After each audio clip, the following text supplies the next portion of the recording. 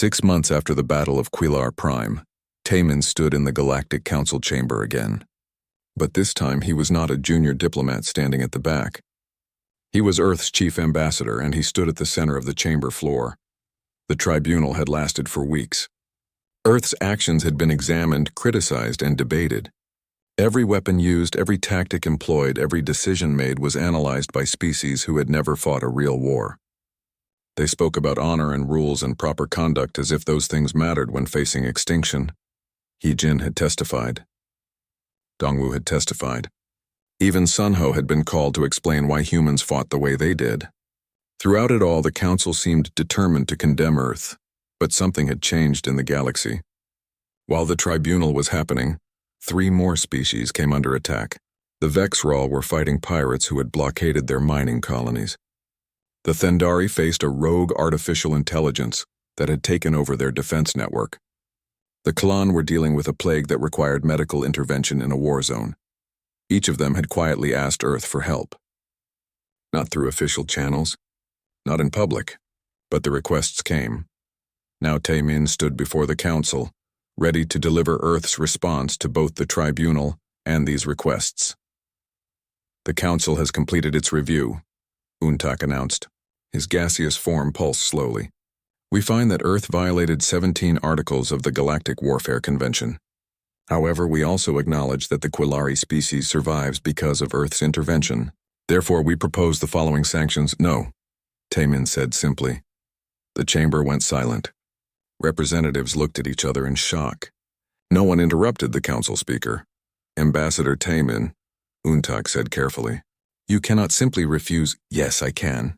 Taemin interrupted again. For 6 months you have debated our methods. You have condemned our violence. You have called us dangerous, uncivilized, a threat to your precious peace. And during those 6 months, 3 species came to us asking for the same help we gave the Quillari. He looked around the chamber, meeting the eyes of various representatives. The Vexral asked us to deal with pirates. The Thendari asked us to fight their rogue AI. The Kalan asked us to send medical teams into a war zone. All things that require the brutal, uncivilized methods you claim to despise. So here is Earth's position. We will not accept your sanctions. Instead, we offer you something else. Minister Sangwoo, Earth's representative to the council, stood up. He was older than Taemin, with gray hair and a face lined with years of diplomatic service. He carried a data tablet. The Deathworld Doctrine, Sangwoo announced. Earth proposes to serve as the galaxy's military defense force. When peaceful species face threats they cannot handle, they call us. We respond, we fight. We win. Unacceptable, the Henthari representative said immediately. You would hold the entire galaxy hostage. Force us to depend on your violence. You already depend on our violence, Taemin said. You just do not want to admit it. Your civilization is built on the assumption that everyone follows the rules, but there are always those who do not. Pirates, warlords, hive minds, rogue AI. When they come, what do? You debate. You negotiate. You hope they will be reasonable. And while you do that, innocent people die. Velthara stood up. She had been given a seat on the council as a special observer, representing species that had been saved by military intervention. The Quillari support Earth's proposal, she said. Her voice was steady. 6 months ago, we pleaded for aid. The council talked. Earth acted. Now we exist. Without human intervention, there would be no Quillari in this chamber. There would be no Quillari anywhere. The Karathi representative rose as well. The Karathi Collective also supports this. We have fought pirates for decades with limited success. 3 weeks ago, we asked Earth for assistance. 1 human cruiser eliminated the pirate threat in 5 days. 5 days. What we could not accomplish in decades, they did in less than a week. This is madness, the Fenori said. You want to legitimize the most violent species in the galaxy. Give them authority to use weapons we banned for good reason. Those weapons saved my species, Velthara said quietly. Perhaps the reason they were banned was not as good as you think. The debate continued for hours. Some species supported Earth, others opposed. But Taemin noticed something important. The species who opposed were the ones who had never faced a real threat. The species who supported were the ones who had been saved or who needed help. Finally, Untak called for a vote. The Deathworld Doctrine was put to the council. If it passed, Earth would be officially recognized as the galaxy's military defense force operating under their own rules and methods. If it failed, Earth would be sanctioned and isolated. The vote was close. Very close, but it passed. The Council recognizes the Deathworld Doctrine, Untak announced. He did not sound happy. Earth is granted authority to respond to military threats against member species. However, Earth must submit to oversight and annual review. Taman nodded. It was not everything Earth wanted, but it was enough. They would have oversight, but they would have authority. They could help without being condemned for their methods. Earth accepts these terms, he said.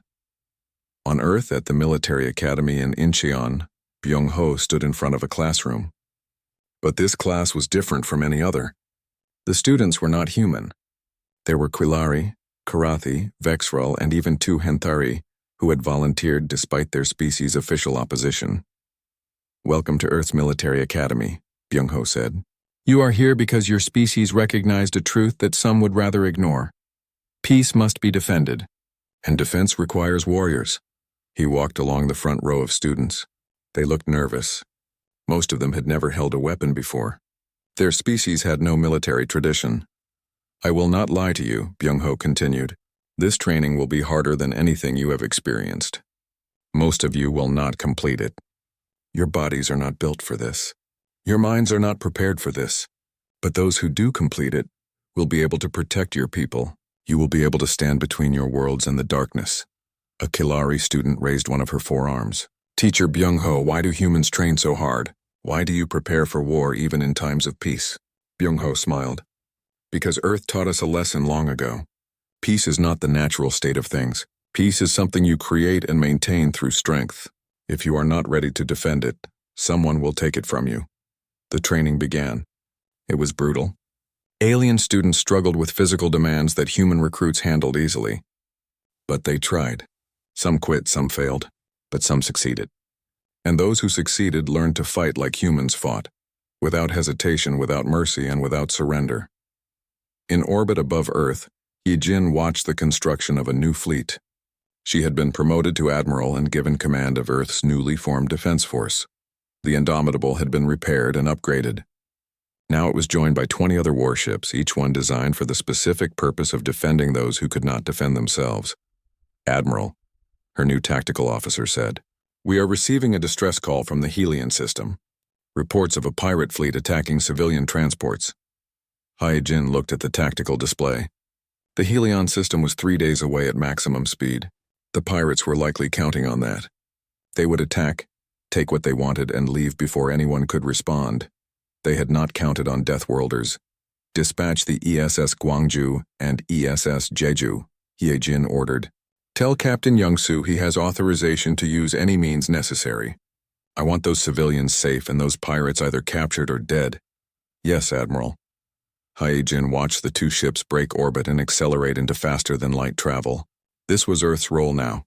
Guardian, protector. The species that other civilizations called when peace failed. Down on Earth, in a small apartment in Seoul, a woman named Soo-jin received a message. She read it slowly, then read it again. Her hands shook. Her son, a Marine named Jae-sung, was coming home. He had been on Kilar Prime. He had lost his entire team. But he had survived. The message said he would arrive next week. Soo-jin sat down and cried. She cried for the young man who had left eager and excited. She cried for the broken soldier who would return. She cried for all the parents whose children would never come home. But mostly she cried in relief. Her son was alive. At the memorial on Earth's moon, Dongwu stood among rows of markers. Each one represented a human who had died defending the galaxy. 883 from the Battle of Quilar Prime, another 200 from subsequent operations. The number would grow. He knew that. A Kilari delegation had traveled to Earth for the ceremony. Velthara led them. They placed crystal monuments beside the human markers, honoring those who had saved their species. "They will never be forgotten," Velthara said. "In every Kilari home we teach our children about the Deathworlders who came when no one else would. About the humans who fought and died so we could live." Dongwu nodded. His cybernetic hand touched one of the markers. A young Marine he had commanded. "A good soldier. A better person. That is all we ask," he said quietly. "Remember them." Honor them, and do not let their deaths be meaningless. 6 months later, the galaxy had changed. Earth's Defense Force had responded to 19 separate incidents. The sun rose over Quelar Prime, but it was a gray dawn. Smoke filled the sky. Entire cities were gone, replaced by wastelands where the Ravagers had consumed everything. The humans had won the battle, but the planet would take decades to recover. Dongwu sat among the ruins of what had been a beautiful park. Around him, his Marines were setting up a temporary camp. They moved slowly, exhausted. Many had injuries that Sunho and the other medics had patched up but not truly healed. They needed real medical facilities, rest, time to recover. They would not get it. Not yet, Commander, a young Marine approached. His name was Jae-sung. He was 19 years old. Yesterday, he had commanded a fire team of 5 Marines. Now he was alone. The other 4 were dead. What is it? Dongwu asked. His voice was rough. He had been shouting orders for hours during the battle. Jae-sung held out 5 metal tags. Dog tags, the humans called them. Each Marine wore them so their bodies could be identified if they died. I collected these from my team, Jae-sung said. His hands were shaking. I thought you should have them. For the record, Dongwu took the tags. They were still warm from Jae-sung's hands. Each one had a name stamped into it. 5 young people who had volunteered to save a species they never met. 5 people who would never go home. Sit down, Dongwu said quietly. Jae-sung sat. He stared at the ground. Dongwu had seen that look before. Shell shock. Battle trauma. The realization that war was real and your friends were dead. It does not feel like victory, Jae-sung said. It never does, Dongwu replied. In orbit, the Indomitable was barely holding together. The ship had taken massive damage. Hull breaches on 3 decks. The shield generators were offline. 2 of the railguns were destroyed. One of the nuclear torpedo bays was a melted crater. Hyejin walked through the ship, inspecting the damage. Repair crews worked around her, welding plates and rerouting power. Ji-won was everywhere at once, directing repairs and keeping the critical systems online. How bad is it? Hyejin asked. Ji-won wiped grease from her face. She looked exhausted. The Indomitable will fly, she said. But we cannot fight again. Not without major repairs at a proper shipyard. We use 70% of our ammunition. The main reactor is damaged. We are running on backup power. Hyejin nodded. She had expected this.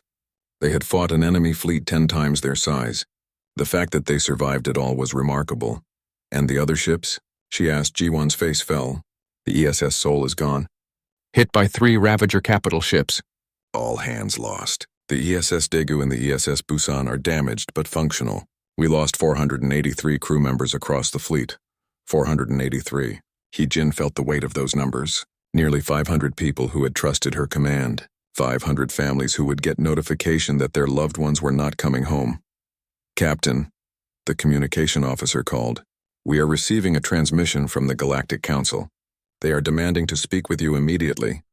Hyejin smiled bitterly. Of course they were. Now that the fighting was done, the politicians wanted to talk. The transmission came through on the bridge's main screen. It showed the council chamber. Untak, the council speaker, floated at the center. His glowing form pulsed with what might have been anger. Captain Hyejin, Untak said, the council has reviewed recordings of your battle. We must express our extreme displeasure at your tactics. You used nuclear weapons in atmosphere. You deployed kinetic bombardment near civilian areas. You violated 17 articles of the Galactic Warfare Convention. Hyejin stared at the screen. She was too tired for politics. The Kalari are alive, she said flatly. That is all that matters. You cannot simply ignore galactic law, a Hinthari representative said. Their feathers were bright red with agitation.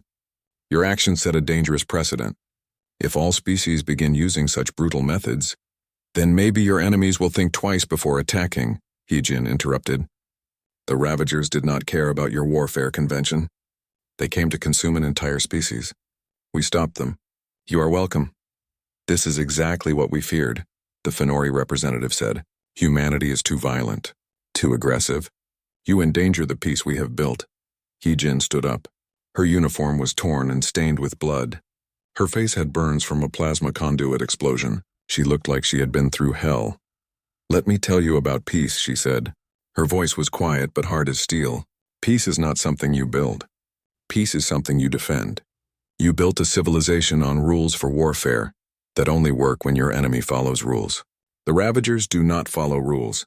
Neither do we, she pointed at the screen. You want to condemn us? Fine, issue your reprimands. Write your reports. But remember this, when the next threat comes, when the next enemy appears that does not care about your conventions and your laws, who will you call? Not your peacekeepers, not your fleet of exploration ships. You will call us. You will call the Deathworlders. Because we are the only ones willing to do what needs to be done. The council chamber was silent. Finally, a Karathi representative spoke. The human speaks truth, the reptilian said. We may not like their methods, but they saved the Quillari. That cannot be ignored. Untak's glow dimmed. This matter is not concluded. A formal tribunal will be convened to review Earth's actions. Captain Hyejin, you will be required to testify. I look forward to it, Hyejin said coldly. She ended the transmission. Down on the planet, Sunho had been working for 3 days straight. The human wounded were bad enough, but the Quillari civilians were worse. Many had injuries from Ravager attacks, burns, acid damage, trauma from watching their world be destroyed. Sunho treated them all. He was in a makeshift hospital, an old school building that somehow survived the battle. A Quillari child, no more than their equivalent of 6 years old, lay on a table. Sunho was treating chemical burns on her exoskeleton. She whimpered in pain. I know it hurts, Sunho said gently, but the medicine will help. You will feel better soon. Velthera entered the building. She had been helping organize civilian relief efforts. When she saw Sunho, she approached. How many have you treated? She asked. Sunho did not look up from his work. I stopped counting. Maybe 1,000. Maybe more. You have not slept, Velthera observed. People are hurt, Sunho said simply. Sleep can wait. Velthera watched him work. His hands were steady even though he was exhausted. He worked with care, treating each patient like they mattered. This was not the savage warrior the galaxy had expected. This was someone who cared about saving lives. Why did you come? She asked. Your captain is being condemned by the council. Your people died to save us. Why? Sunho finally looked at her. His eyes were red from fatigue but still focused. Because you needed help, he said. Because it was the right thing to do. That is enough reason. That evening, Dongwu gathered his Marines. They stood in formation, those who could stand. Others sat or leaned on crutches. 800 Marines had died in the battle. 200 more were so badly injured they would never fight again. The remaining 1,000 stood silently waiting. Dongwu looked at them. Young faces, old faces, men and women from every part of Earth. They had come here as soldiers. Many would leave as broken people, haunted by what they had seen and done. I cannot give you back your friends. Dongwu said, I cannot undo what happened. All I can tell you is this. They died so an entire species could live. There is no greater honor. There is no better reason to give your life. He held up the dog tags Jae-sung had given him, along with hundreds of others collected from the fallen. We will remember them, he said. Every name, every face, every sacrifice. They will not be forgotten. The Marines saluted. It was not a crisp, perfect salute. They were too tired and hurt for that. But it was sincere. Later that night, Taemin found Velthera standing outside the city looking at the stars. The Ravager ships were gone, but the damage they caused would last for generations. Your people are being condemned for saving mine, Velthera said. The council calls you dangerous, violent, a threat to galactic peace. Are we wrong? Taemin asked. He had been wondering that himself. I do not know, Velthera said honestly. Your methods are brutal. You kill without hesitation. You use weapons that horrify other species. She turned to look at him. But my species is alive because of you. My children will grow up because your soldiers were willing to die for them. She reached into a pouch and pulled out something small. It was a crystal carved with Quillari symbols. This is a monument stone, she said. We create them to honor those who do great deeds. I made one for every human who died here. She gestured to the school building behind them. I placed them inside where your medic works. So he will know. So all of you will know. You are not monsters. You are heroes. Taemin took the stone. It was warm, like it held heat from Velthera's hands. Thank you, he said quietly. Up in orbit, Hyejin sat alone in her quarters. She had written 483 letters, one for each family, telling them their son or daughter or parent had died bravely, had saved thousands of lives, that their sacrifice mattered. The words felt empty. How do you tell someone their loved one is gone? How do you make that okay? She could not. So she just wrote the truth and hoped it was enough. Tomorrow, the fleet would begin the journey home. The human fleet dropped out of faster-than-light travel directly into hell. Quiller Prime was surrounded by Ravager ships. Hundreds of them, each one a nightmare of biological and mechanical parts fused together. They looked like enormous insects made of metal and rotting flesh. Some were as large as cities. They moved through space in formations that looked almost like a swarm of locusts. On the planet below, fires burned. Entire continents were covered in the gray-black mass of Ravager ground forces. The beautiful blue and green world that Taemin had seen in the hologram was dying. "Contact," Byung-ho said from his tactical station. "I am reading 473 Ravager vessels. 72 are capital ships. The rest are fighters and support craft." Hee-jin studied the tactical display. The numbers were not good. 4 human ships against nearly 500 Ravager vessels. The smart move would be to retreat. Call for reinforcements. Wait for better odds. Hee-jin was not feeling smart today. "Launch all fighters," she ordered. "Arm nuclear torpedoes. Charge the railguns. Target the largest Ravager ship and prepare to fire everything we have." "Captain," Byung-ho said carefully. "We are heavily outnumbered." "I know," Hee-jin said. She smiled coldly. "That just means we do not have to aim carefully." The Indomitable's fighter bays opened. 60 small combat craft launched into space, led by Lieutenant Yuna. She was 26 years old and had been flying since she was 18. She had logged more flight hours than any other pilot in Earth's military. Her squadron mates called her Ghost because she could disappear from enemy sensors and reappear behind them. "All fighters, this is Ghost," Yuna said into her radio. "Stay tight on my wing. We are going to hit them fast and hard. Remember your training. These things are biomechanical, which means they can adapt. Do not use the same attack pattern twice." The Ravager fleet had noticed them now. The fighters were breaking formation, moving to intercept. Yuna counted at least 200 enemy fighters heading toward them. "They outnumber us 3-1, her wingman said nervously. "Good," Yuna replied. "Means we are important enough to worry about." "Break on my mark." 3, 2, 1, break. The human fighters scattered. Yuna dove toward the planet, letting 3 Ravager fighters follow her. They were fast, but she was faster. She pulled her fighter into a turn that would have killed most alien pilots. The G-forces pressed against her, but her training held. She came up behind 2 of the Ravagers and fired her plasma cannons. The first Ravager exploded. The second one adapted, its armor shifting to absorb the plasma. Yuna switched to kinetic rounds and shot it to pieces. The third Ravager was still following her. She could see it in her rear sensors gaining ground. "Still there, are you?" she muttered. She cut her engines completely. The Ravager could not react fast enough. It shot past her. Yuna restarted her engines and put 3 missiles into its back. The Ravager came apart in a ball of fire. All around her, human fighters were engaging the enemy. They fought at ranges that seemed suicidal. Where alien pilots would fire from thousands of kilometers away, humans closed to within meters. They used tactics that should not work, maneuvers that should have killed them. But humans had been flying combat aircraft for centuries. They had learned how to kill in 3 dimensions. On the Indomitable, Hee-jin watched the fighter battle and knew Yuna could handle it. She had bigger problems. "Fire nuclear torpedoes," she ordered. Ji-won, monitoring from engineering, armed the weapons. 20 torpedoes launched from the Indomitable, each one following a different trajectory. The Ravager capital ships tried to shoot them down. They destroyed 17. 3 got through. The nuclear explosions lit up space like new suns. When the light faded, 3 Ravager capital ships were gone.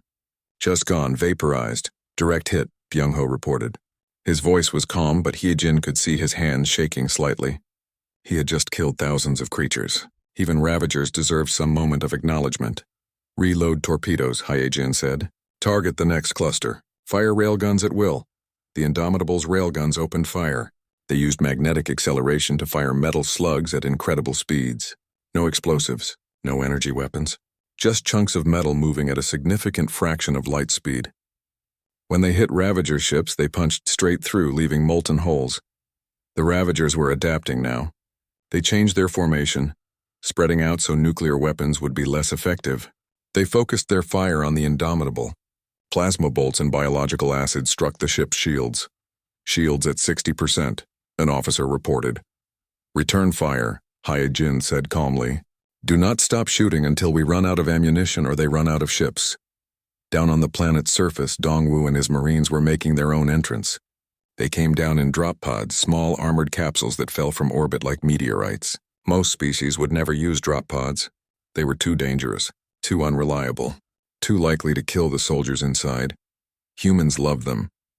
Dongwu's pod hit the ground at terminal velocity. The impact would have killed an unarmored human. In his combat suit, Dongwu just felt his teeth rattle. The pod's door blew off with explosive charges. Dongwu stepped out into chaos. Ravager ground forces were everywhere. They looked like massive beetles with too many legs and mouths that dripped acid. Each one was the size of a small car. There were thousands of them, covering the ground like a living carpet. Behind Dongwu, 2,000 Marines were landing. The Qilari civilians who saw them must have thought they were demons. The Marines wore black armor with helmets that hid their faces. They carried weapons that roared and spat fire. They moved like predators. Form up, Dongwu shouted. Fire teams establish a perimeter. Heavy weapons target the big ones. The Ravagers charged. They were fast and vicious. The first wave hit the Marine lines like a hammer. But the Marines did not break. They had trained for this. They had practiced fighting against overwhelming odds. Earth had taught humanity that sometimes you had to stand your ground even when standing seemed impossible. Plasma rifles fired. Grenade launchers thumped. One Marine, a young woman named Minji, stood her ground as 3 Ravagers came at her. She shot 2 of them, but the third got close. Its mouth opened, acid dripping. Dongwu was there. His cybernetic arm grabbed the Ravager and crushed it. The creature tried to bite him. Dongwu's other hand drew his combat knife and stabbed it repeatedly until it stopped moving. Stay in formation, he shouted to Minji. She nodded, reloading her weapon. The battle became a nightmare. Ravagers died by the hundreds, but more kept coming. The Marines were being pushed back toward an abandoned city. Inside that city, Qilari civilians were hiding. Thousands of them. If the Marines broke, the civilians would die. So the Marines did not break. Sunho, one of the field medics, worked in an alley between buildings. He had set up a medical station, treating wounded Marines as fast as they came in. Blood covered his hands. He had been working for 4 hours straight without rest. A Marine stumbled into the alley, her armor cracked and leaking. Sunho caught her before she fell. I am fine, she gasped. Get back to the fight. You have 3 broken ribs and your lung is collapsed, Sunho said, scanning her with his medical device. You are not going anywhere. He injected her with medical foam that would seal internal injuries and give her painkillers. Within seconds, she could breathe again. Sunho patched the worst of her armor and sent her back to the line. It was not good medicine, but it was war medicine. Keep them alive. Keep them fighting. Above them, the space battle continued. Yuna and her fighters had destroyed over 100 enemy craft, but they had lost 17 of their own. The Indomitable was still firing, its weapons blazing continuously. The 3 support ships were providing covering fire and dropping supplies to the ground forces. Then something changed. The Ravagers, which had never retreated from any battle in recorded history, started pulling back. On the Indomitable's bridge, Byung-ho stared at his screens in disbelief. Captain, he said slowly, the Ravagers are withdrawing. All of them. They are leaving the system. Hyojin watched the tactical display. He was right. The Ravager ships were breaking formation and heading away from the planet. On the ground, the Ravager forces were also retreating, pulling back into their landing craft. Why? Hyojin asked. They have us outnumbered. They could still win. Taemin, who had been watching the battle from a secondary station, spoke up. They are a hive mind, he said. They calculate odds. They assess threats. For the first time in their existence, they met an enemy that hurt them badly enough to make them reconsider. He looked at Hyojin. They are not retreating because they cannot win. They are retreating because we made winning too expensive. On the planet, Dongwu watched the Ravagers flee. His Marines stood among piles of dead creatures, exhausted and bloody. They had won.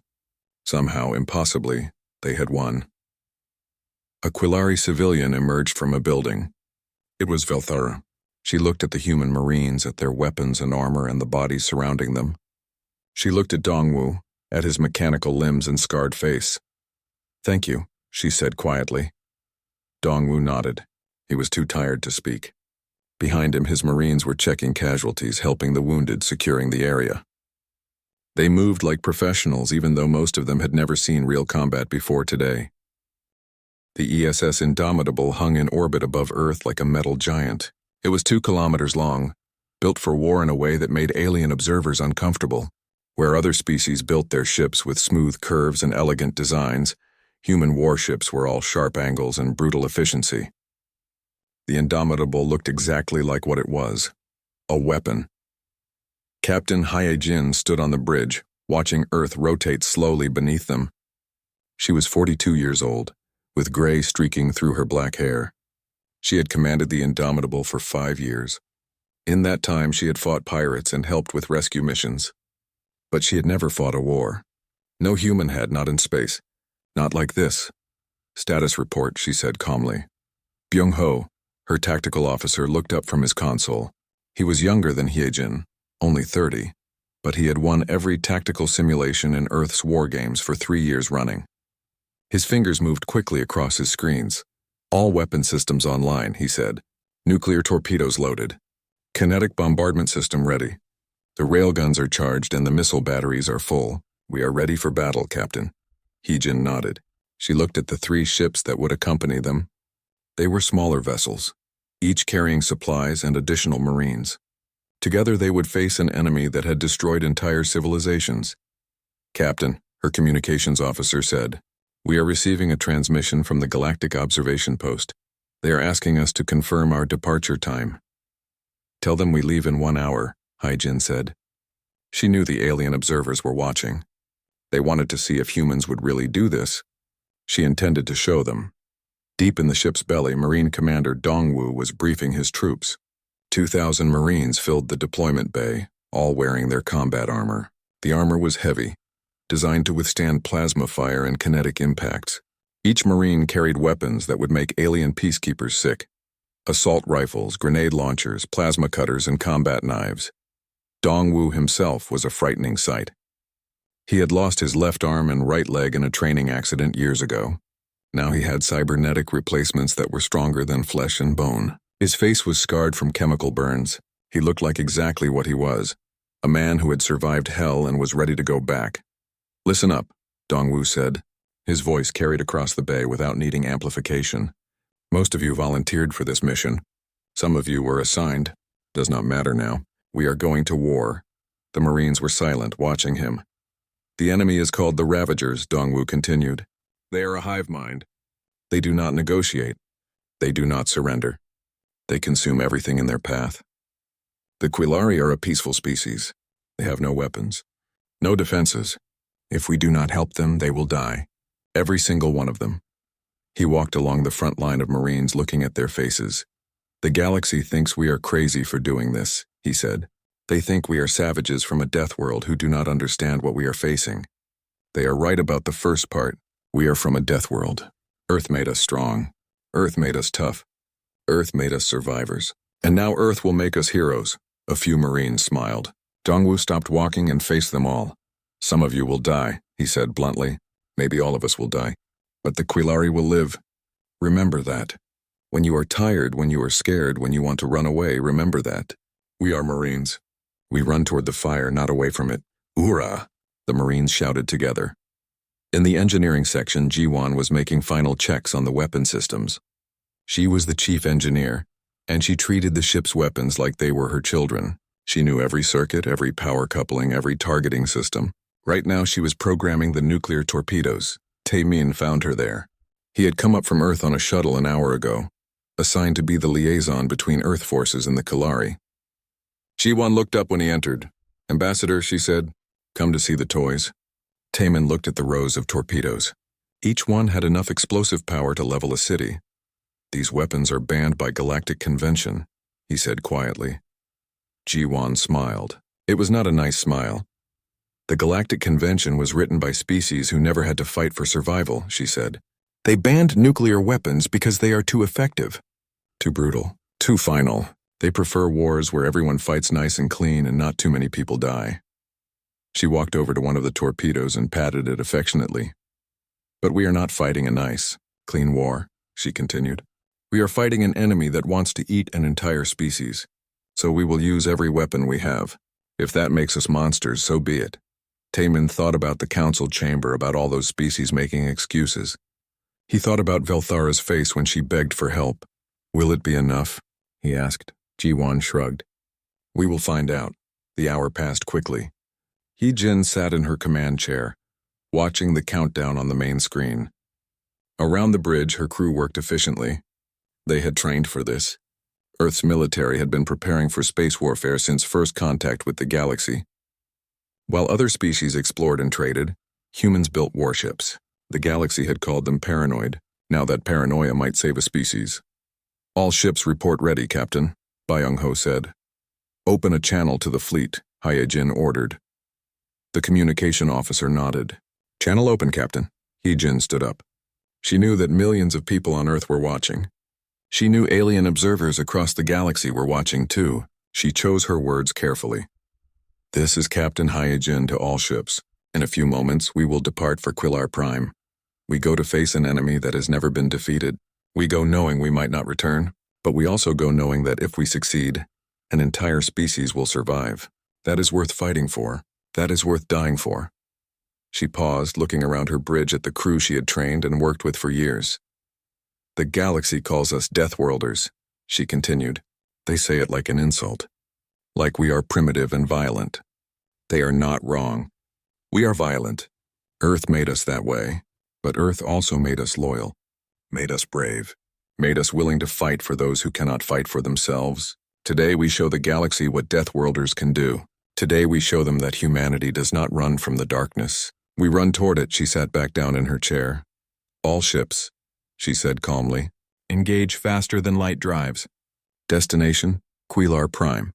The Indomitable's engines powered up. Space itself seemed to bend around the ship. Then in a flash of light, the human fleet vanished. On Earth, people watched the empty space where the ships had been. Some prayed, some cried. Parents held children and tried to explain why the humans had left, why they had chosen to fight. On Sanctuary Prime Station, Velthara stood at the same observation window. She had watched the human ships gather, had watched them prepare for war. Now they were gone, racing toward her dying world. She did not know if they would arrive in time. She did not know if they could win. But for the first time in months, she felt something she had almost forgotten. Hope. In the depths of space, the human fleet traveled faster than light. Inside the Indomitable, Marines checked their weapons. Engineers monitored the systems. Officers planned the battle. And Captain Hee-jin sat in her chair, thinking about what they were about to do. They were going to fight an enemy that had destroyed dozens of civilizations. They were going to use weapons that would horrify their allies. They were going to kill and die far from home. But they were also going to save innocent lives. That was what mattered. The journey would take 7 days. 7 days to reach Quillar Prime. 7 days before they found out if humanity's reputation as Deathworlders was deserved. Hye-jin had a feeling they were about to prove it was. The council chamber was silent except for the soft hum of translation devices. Taemin stood at the back of the room, watching as representatives from 40 different species sat in their designated sections. The chamber was built like an amphitheater, with seats arranged in circles that climbed toward the domed ceiling. Each species had their own environmental controls, so some sat in bubbles of water while others floated in clouds of gas. Taemin had been Earth's junior diplomat for 3 years now. He was 34 years old with short black hair and tired eyes. Before joining the diplomatic corps, he had spent 10 years in Earth's military. He knew war. He knew what it cost. At the center of the chamber, a Quillari named Velthara was speaking. Her species looked like large mantises, with delicate green exoskeletons and 4 arms that moved gracefully as she talked. Her voice came through the translator as soft and musical, but Taemin could hear the desperation underneath. Our world is dying, Velthara said. Her voice cracked. The Ravagers came from beyond the rim 3 months ago. We tried to reason with them. We tried to communicate. They do not answer. They only consume. A holographic image appeared above the chamber floor. It showed a beautiful planet with blue oceans and green continents. Then the image shifted. Dark shapes covered half the planet now, spreading like infection. Cities that had stood for thousands of years were gone. Forests were stripped to bare rock. "We are a peaceful people," Velthara continued. "We have no weapons, no warships. We build gardens and write poetry. We study the stars but never thought to arm ourselves against them." She looked around the chamber, her large eyes reflecting the holographic light. "Please, we are begging you. Help us." The image changed again. Now it showed the Ravagers themselves. They were nightmare creatures, part biological and part machine. They looked like enormous insects made of metal and flesh, with too many legs and mouths that never stopped moving. Taemin had seen reports about them. They were a hive mind that traveled from system to system, consuming everything. No one knew where they came from. No one knew how to stop them. The council speaker, a being named Untak, floated at the center of the chamber. He was from the Luminous Collective, a species that existed as clouds of glowing gas. His translated voice always sounded tired. "The council hears your plea," Untak said. "We will now hear proposals for assistance." Silence filled the chamber. Taemin watched as representatives looked at each other but said nothing. Finally, a Henthari stood up. The Henthari looked like tall, thin birds with feathers that changed color based on their emotions. Right now, those feathers were pale yellow, the color of fear. "The Henthari Confederation sympathizes with Quilar," the representative said. "However, our ships are designed for exploration, not combat. We lack the capability to engage the Ravagers." Another representative stood. This one was from the Vexian Dominion, a species that looked like walking trees. "The Vexian must decline," the tree being said in a slow, deep voice. "Our home system requires all our defensive resources. We cannot spare ships for foreign intervention." One by one, species gave their excuses. Their ships were too fragile. Their weapons too weak. Their populations too small to risk. Taemin felt anger building in his chest. He looked at the hologram still floating above the chamber floor. The Kalari homeworld was being eaten alive and everyone was too afraid to help. "This is a disgrace," someone muttered nearby. Taemin turned and saw the Karathi ambassador, a reptilian species known for their honesty. The Karathi looked at him. "Your species is new here, human. You have not yet learned that the galaxy talks about peace but runs from war." Taemin looked back at Velthara. She was still standing at the center of the chamber, her 4 arms hanging limp at her sides. She looked defeated. Behind her, the hologram showed her world dying. Something snapped inside Taemin. He stood up. "Earth will respond," he said loudly. The chamber went completely silent. Every translator device, every environmental bubble, every species turned to look at him. Taemin felt his heart pounding but kept his face calm. He had learned that from his military days. Never show fear. Untak's gaseous form swirled. "Ambassador Taemin, Earth is not a council member state. You have observer status only. You cannot commit to military action without proper authorization." "I will get authorization," Taemin said. He started walking down the steps toward the chamber floor. "Earth will help the Quilari." A Fenori representative, a species that looked like floating jellyfish, spoke up. "The humans are from a Class 12 death world. They do not understand what they are offering. The Ravagers are planet killers. This is not a peacekeeping mission. This is war." Taemin reached the chamber floor and stood next to Velthara. He looked up at the assembled species. "We understand war," he said quietly. "We are very good at it." The chamber erupted in noise. Some species were shocked. Others were arguing. The Henthari representative's feathers had turned bright red, the color of alarm. But Taemin noticed some species were nodding slowly. The Karathi ambassador was one of them. Velthara turned to look at him. Up close, Taemin could see how thin she had become. Her exoskeleton was dull, not the bright green it should be. She looked like she had not slept in weeks. "You do not know what you are saying," she said softly. "The Ravagers are not an enemy you can negotiate with or frighten away. They are a force of nature. They will kill you all." "Maybe," Taemin said, "but we will kill a lot of them first." The council session ended badly. Untak declared a recess and said Earth's offer would be reviewed by the proper committees. Taemin knew that meant they would bury it in paperwork and delays. By the time the committees finished reviewing, the Kilari would be extinct. He found Velthara in one of the station's observation decks. She was standing by a window looking out at the stars. Taemin approached slowly. "I meant what I said," he told her. "Why?" Velthara asked. She did not turn to look at him. Your world is safe. Your people are not threatened. Why would you risk your lives for a species you barely know? Taman thought about that. He thought about all the wars humans had fought. Wars over resources, over land, over ideas. Wars that killed millions. But sometimes humans fought wars for another reason. Because you asked for help, he said simply. Because no one else will. Because if we do not help you, who will help us when we need it? Velthara finally turned to look at him. Her large eyes were wet. You will die, she said. All of you will die. The Ravagers cannot be stopped. Taman smiled.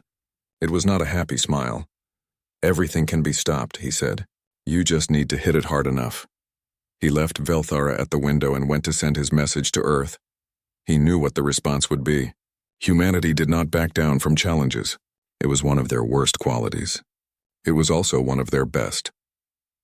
3 hours later, the message came back. It was short. Fleet deploying. ET to Quilar Prime, 7 days. Captain Hyojin commanding. Taman looked at the message for a long time. 7 days. In 7 days, the Quilari would either be saved or humanity would die trying. He thought about all the young men and women who were boarding ships right now, heading toward a battle that would probably kill them. War was coming. And humanity was very, very good at war.